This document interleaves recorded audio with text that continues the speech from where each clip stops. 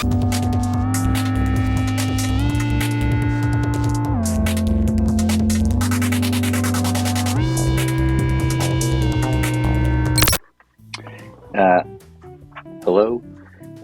my name is Bill, and let's make a tape loop. Tape loops, those are cool. You know, a tape that the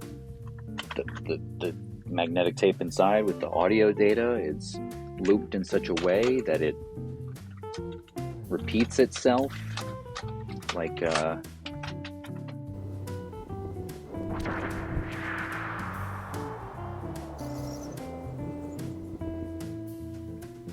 tend to be kind of funky sounding, gritty, dirty.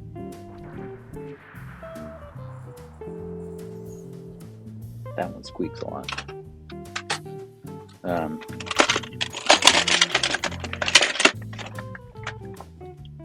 Oh, here's a.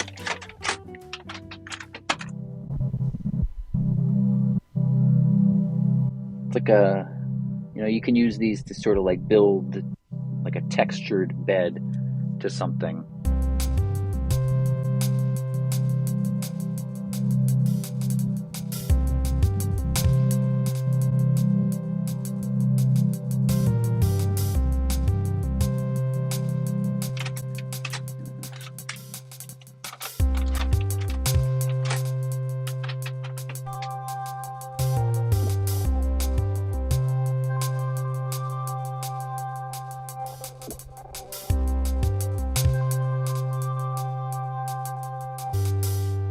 They're pretty easy to make. Well, I should say they're simple to make, and there's obviously a reason why simple and easy are two different words, but most people can do them at home.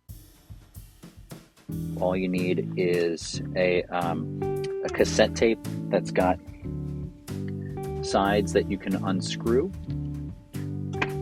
a pair of scissors, fine tipped if possible, really nice and small if even more possible. I recommend a pair of tweezers. Just so happens that I happen to have the scissors and the tweezers as one object. Fit nice and neat inside. You'll need some Scotch tape and potentially some extra magnetic tape. Oh, yeah, screwdriver. Screwdriver helps. Also, don't drink so much coffee before you do this because your hands will be like, and it'll take a long time and it'll be hard, and especially if you have kind of like the clumsy hands like me. So, like, now. It's a cassette that has screws. Not all tapes can be popped open so easily. In order to easily make a tape loop, it helps to have a cassette with screws on it, or accessible screws, so that you can do the business inside.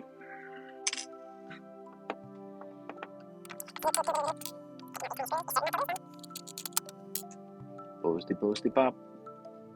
So there's this little plastic sheet that tends to be in a lot of cassettes. It helps to keep the tape itself from being as easily disorganized. So that can be helpful to hang on to.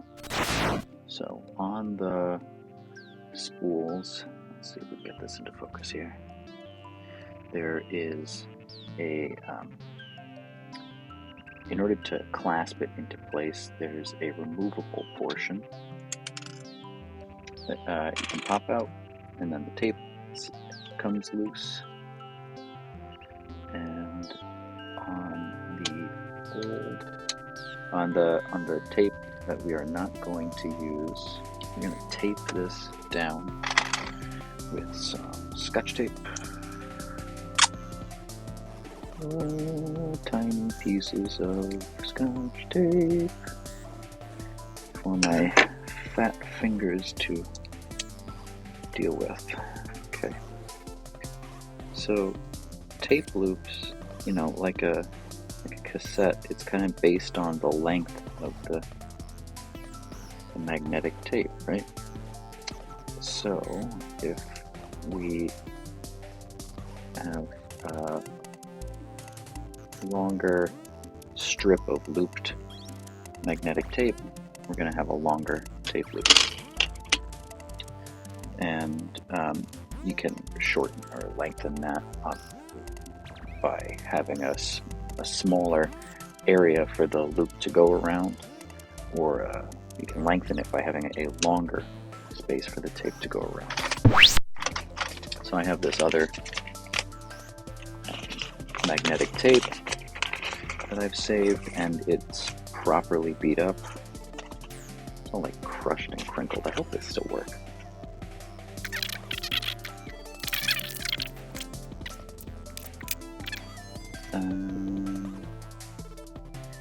Gotta make sure that it's gonna be not too taut, but you don't want it to be loose either, because then it will basically not, the machine will just like press the tape into the cassette and it won't work. It'll just get all screwed up.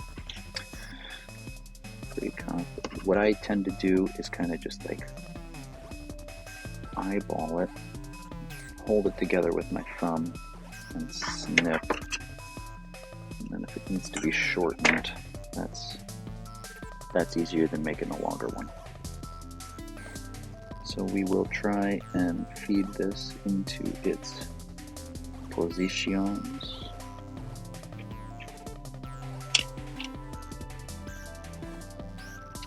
Okay, now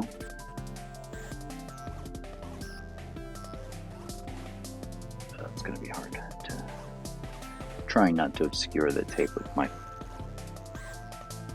mitts here, but the point being that you have to feed it through into all of the spools and spindles and get it all lined up. Make sure you have a correctly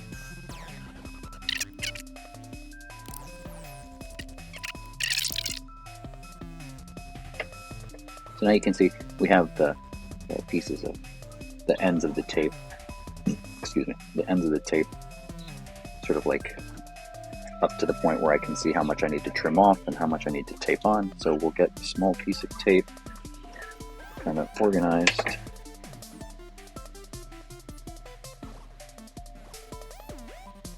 Organized there. Use these tweezers to pinch the end of the tape. Now I can tape it there.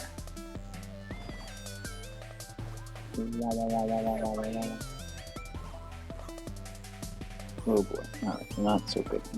It might require a few attempts to get it to tape down well. And you know, you don't want to handle the tape more than you have to, because the oil on your skin, you know, it's not great for it.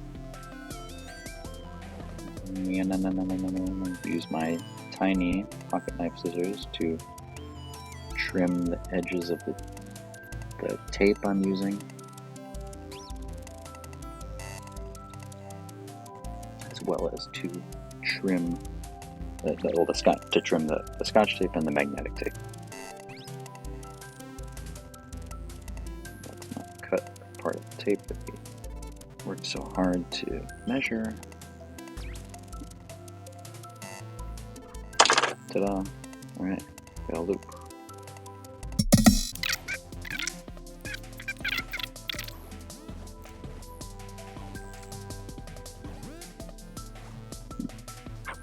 See, that's still a little long. Probably need to tighten that up, otherwise the playheads on the tape deck aren't going to be able to make effective contact. It's frustrating, but that's sort of part of the craft. So what I'll do is just snip out the part that had the Scotch tape on it. rotate it around its little pins.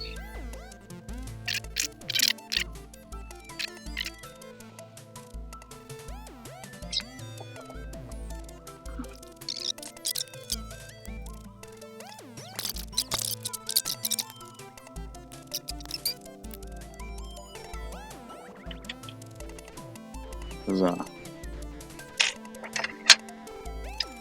Alright, so it has taken some effort, but it did a thing. We cut the magnetic tape to size, taped it down. Let's get that plastic retainer on there in order to keep our spindles in place. And replace the top half of the cassette so we can collect all of those itsy screws. Those itsy screws.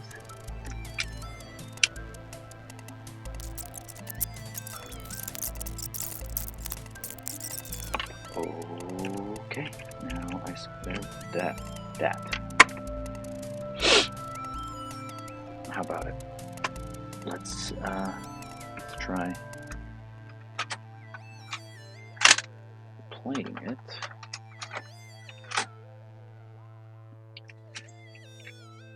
There shouldn't be anything on it, so what we'll want to do is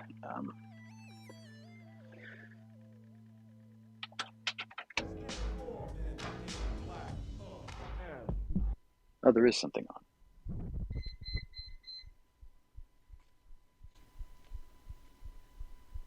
What is on it?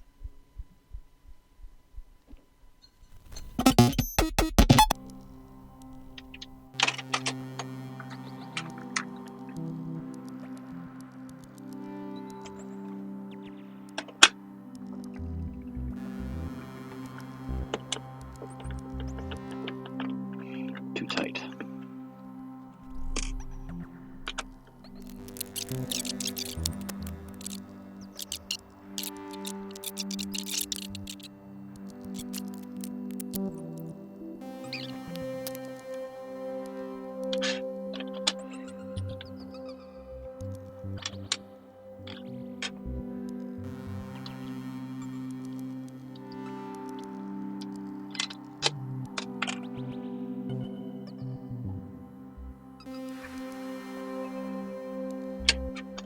What if we try it like that? What if we try it?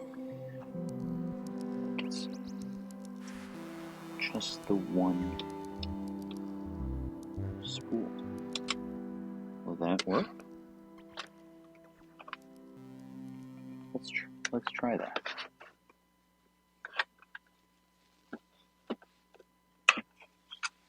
Let's try that.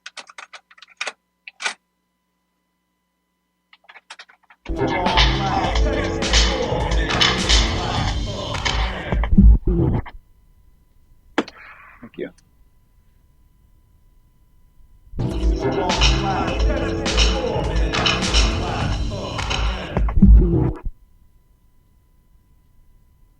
Looping.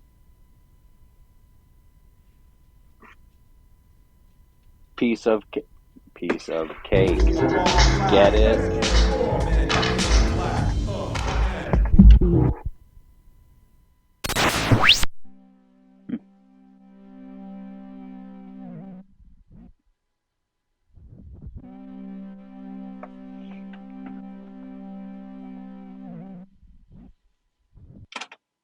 Okay, so it's looping.